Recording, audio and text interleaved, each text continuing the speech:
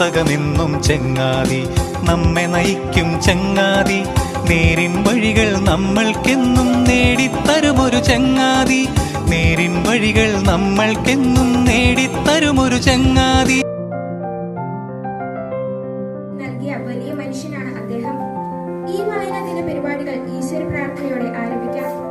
പ്രണാമം മഹാജ്ഞാനസാരം, പ്രകാശം വിടർത്തുന്ന വിജ്ഞാന സൂര്യ, തമസ്സിൽ മതിൽ നീക്കി മനസ്സിൽ വരൂ നീ, തരൂ പൊൻപ്രഭാതം.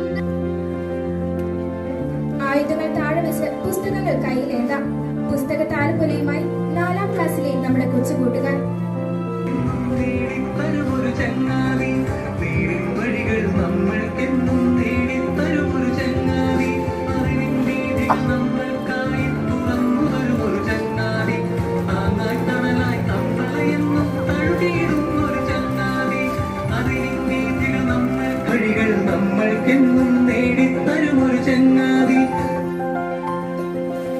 മയക്കുമരുന്ന്, സ്ത്രീകൾക്കെതിരായ അതിക്രമങ്ങൾ തുടങ്ങിയവയ്ക്കെതിരെ ചിന്തിക്കുകയും പ്രവർത്തിക്കുകയും ചെയ്യും.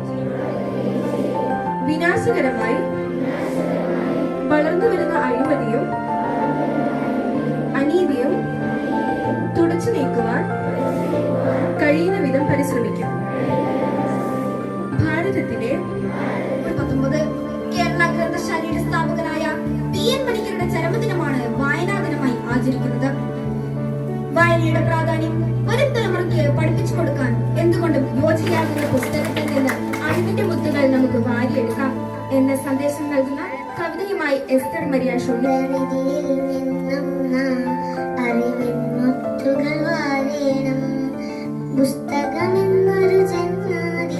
വായിച്ച് നമ്മൾ വളർന്നിടണം. വായനാ ദിന കവിതയുമായി അഹാന മരിയ ആന്റണി. രചന മനോജ് പുളിങ്ങോട്ട്. വായിക്കണം നമ്മൾ, വായിക്കണം, വായിച്ചു നമ്മൾ വളർന്നിടണം.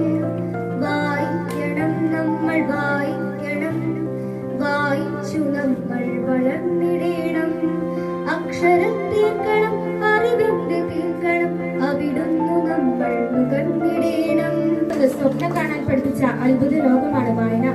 മനോഹരമായ ഒരു നൃത്താവിഷ്കാരത്തിലൂടെ വായനയുടെ അത്ഭുത ലോകത്തേക്ക് നമ്മെ കൂട്ടിക്കൊണ്ടുപോകുന്നു അന്ന ബി ജോസഫ് ആന്റണി.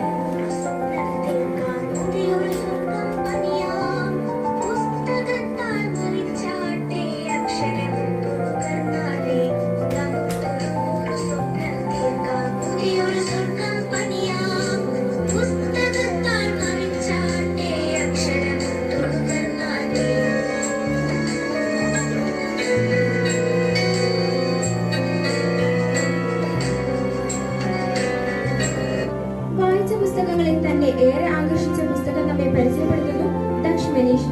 ഇരുന്നരമോചികളും എന്ന പുസ്തകമാണ് ഞാനിന്നിവിടെ പരിചയപ്പെടുത്താൻ പോകുന്നത്. ഇതൊരു യാത്രാ വിവരണമാണ്. 1950 ഗാനവുമായി നമ്മുടെ കൊച്ചു കൂട്ടുകാർ.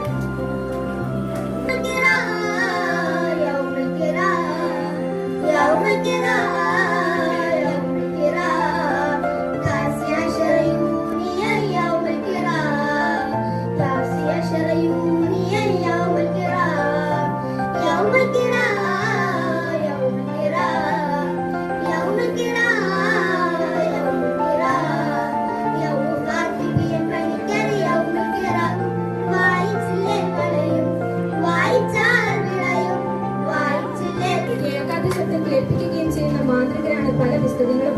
വായന നമുക്ക് കുഞ്ഞു മക്കളിലൂടെ ആരംഭിക്കാം. 1ാം ക്ലാസ്സിലെ നമ്മുടെ കൊച്ചു കൂട്ടുകാർക്ക് ലൈബ്രറി പുസ്തകങ്ങൾ നൽകി അവരെ അറിവിന്റെ ലോകത്തേക്ക് നയിക്കാനായി മോളി ടീച്ചറിനെ സ്നേഹപൂർവ്വം